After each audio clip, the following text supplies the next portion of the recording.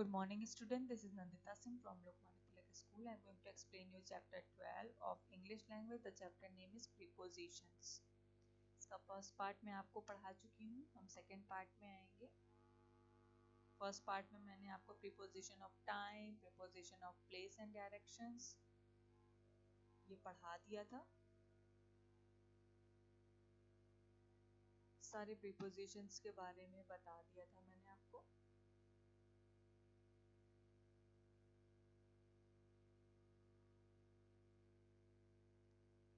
सी exercise आपका homework था. अब आज हमारा है प्रीपोजिशंस ऑफ एजेंट्स और things. Prepositions of agents or things indicate a casual relationship between the nouns and the other parts of the sentence. Preposition of agents और things क्या indicate करते हैं? Relationship noun के बीच में, जितने भी nouns होते हैं उनके बीच में relationship को indicate करते हैं. इसके लिए कौन कौन से preposition का use होता है? of, for, by, with, about. और भी कुछ prepositions होते हैं जो इसके अंडर में आते हैं और mostly of, for, by, with, about का यूज होता है. यहाँ पर देखिए सेंटेंसेस हैं. This article is about smartphones. ये आर्टिकल स्मार्टफोन्स के बारे में. Most of the guest have already left. Most of the, most के साथ हमेशा ऑफ ही लगता है, most of the he. I will always be there for you. He is playing with his brothers. अपने दो भाइयों के साथ खेल रहा है. देखिए यहाँ एक्सरसाइज डी है, इसको भी आपको बुक में करना है, सो कंप्लीट कर लीजिएगा.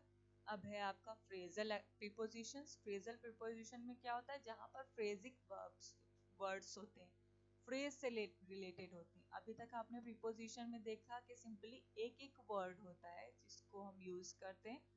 फ्रेजल में क्या होता है? एक से ज्यादा वर्ड्स होते हैं. जैसे कि अब phrasal preposition is not a prepositional phrase but they are a combination of two or more words which functions as a preposition.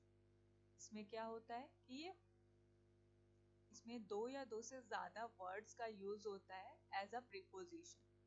जैसे कि यहाँ पर है वर्ड्स देखिए, here you can see along with, apart from, because of, by means of, according to, in front of, contrary to, in spite of, on account of, in reference to, in addition to, in regard to, instead of, on top of, out of, with regard to, etc.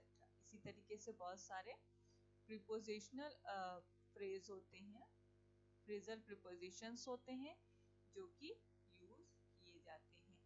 देखिए example में क्या है? They along with their children went to Atlanta. According to the new rules, you are not right. In spite of being a good player, he was not selected.